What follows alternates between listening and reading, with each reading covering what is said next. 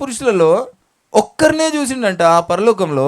అంటే ఈ లోకంలో పిలువబడిన వారు అనేకులు, ఏర్పరచుకున్న వారు కొందరే అని మనం చదువుకున్నటువంటి ఆ మాటను ఆ యొక్క పరలోకంలో అందరూ పోతారో పోరో తెలియదు, కానీ అక్కడ 1000 మందిలో ఒక్కరినే చూస్తుండట ఆయన.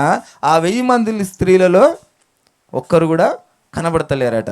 అయితే ఇక్కడ స్త్రీలలో కనబడతలేరంటే చాలామంది ఏమనుకుంటారంటే 1000 మంది పురుషులకు ఒక్కడు, ఒకవేళ 10,000 మందికో 2,000 మందికో 3,000 మందికో ఒక్కరు స్త్రీలు వస్తుండొచ్చు అని అనుకుంటారు కదా.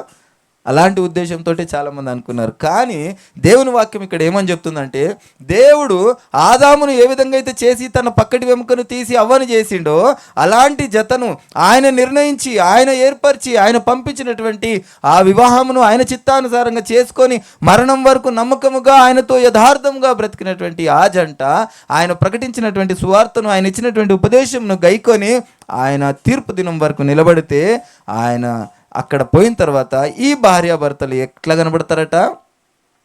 ఎట్లా కనబడతారు? ఒక్కటిగానే కనబడతారు, ఒక్కడిగానే కనబడతారు.